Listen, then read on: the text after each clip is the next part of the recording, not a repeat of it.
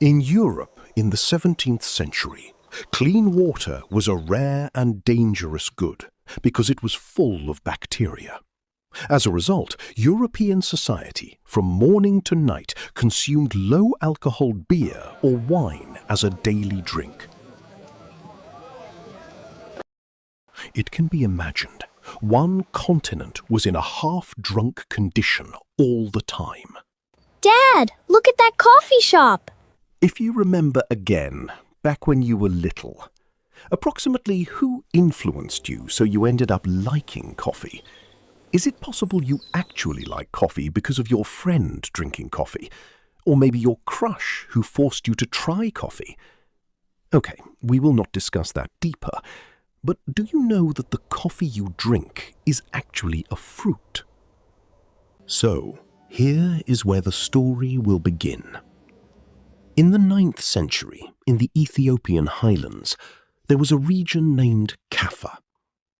A goat herder named Kaldi realized there was something strange with his goat herd, precisely after he saw his goats eating red berries from a certain wild bush, because when night time arrived, his goats suddenly became very hyperactive, jumping around in joy, and could not sleep. Kaldi, who was curious, then reported this matter to several Reddit users, and he found out that the story about himself named Kaldi turned out to be just a fairy tale. Because from the history of the Ethiopian nation itself, they did not use this coffee cherry fruit to become a brewed drink. Yes, they did not consume it by brewing it into a black liquid, but rather pounded it and mixed it with animal fat to be made into energy balls that were eaten directly. So, the surprising fact actually emerges from the documents of the Islamic medical medicine world in the 10th century, which are notes from Al-Razi and Ibn Sina. They called coffee by the name buncho or bunchum, which was used as an herbal medicine to smoothen digestion and eliminate sleepiness. So, when European society stopped drinking plain water, as a replacement, they drank alcohol all day long. Ha! Another round for the brave! Even though there was alcohol inside the drink, but the reason they survived was not because the alcohol was healthy, but because alcoholic drinks were made by being boiled first, and that made it become much more sterile than river water that was drunk directly. The side effect? The entire European population at that time was in a half-drunk and dizzy condition every day, starting from waking up from sleep until night. The coffee timeline in France actually started from the year 1669, where coffee was first introduced to the elite circles of the Versailles Palace by the ambassador of the Ottoman Sultanate, Suleiman Aga. Ah, the sweet nectar of the East. Initially, this only became a trend of showing off luxury for the nobles. However, when entering the year 1686, emerged the first café that sold coffee for the public in Paris, named Café Procope. This place became very legendary because its price was affordable by the intellectuals, not just nobles. Since that time, in the year 1720 to the year 1750, in that 30 years period, coffee shops finally mushroomed in all corners of Paris. Fresh coffee! Come and enjoy the finest brew in town! Until reaching hundreds of cafes in that era. The morning drink of the Paris society, which initially took the form of low-alcohol beer/wine, massively shifted to thick black coffee. Until finally, in the year 1789, exploded the French Revolution.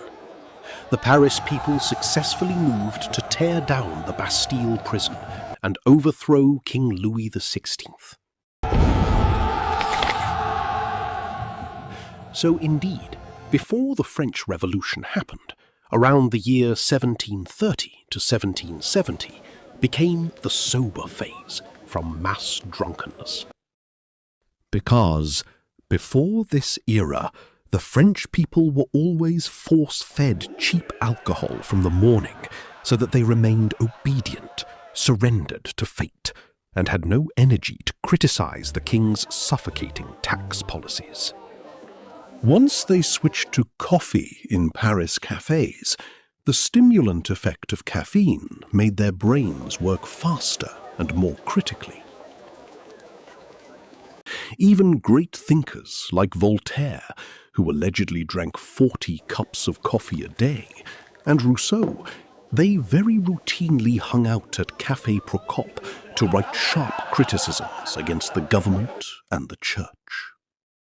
In the early civilizations of coffee's discovery, which were the Arab, Persian, and Ottoman nations, coffee was always brewed thick black.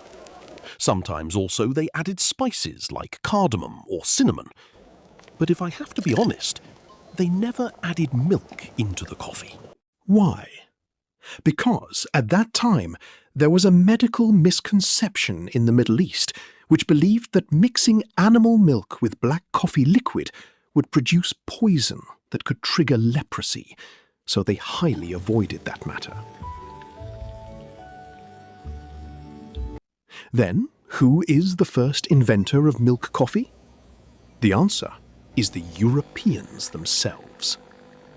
This happened when coffee entered Europe, which is France and Austria, at the end of the 17th century. The reason was because the tongues of Europeans were not familiar to withstand the bitter and thick taste of Arab coffee. Moreover, coffee beans could only go through smuggling to enter Europe, because the Ottoman Empire forbade the distribution of coffee to Europe. As a result, the quality of coffee beans often decreased during the ship journey. As a cheat code, or a survival way so this expensive drink could still be swallowed, a doctor in France, namely Sieur de Blegny, and cafe owners in Vienna, Austria, started filtering the dregs and mixing it with milk, as well as sugar or honey. So, milk coffee, basically, is a compromise of Westerners who were not strong enough to drink original Middle Eastern bitter coffee. Until at the end of the 19th century, coffee became a mandatory drink for factory workers in Europe. But unfortunately, brewing manual coffee took a long time, around 5 to 10 minutes. Because factory owners in Italy did not want their work time cut long just to make coffee, finally, Italian scientists like Angelo Moriondo and Luigi Bezzera created the espresso machine. So, espresso comes from the word express, where this machine works using high steam pressure to extract the coffee essence in just 30 seconds. It is this machine that changed the way the world drinks coffee forever. Ah, perfect. Italy did not invent the coffee. They invented the money printing machine. Italy then monopolized the global coffee industry with a genius naming strategy, which until this day is still used by giant shops, which makes people feel their drinks are very classy.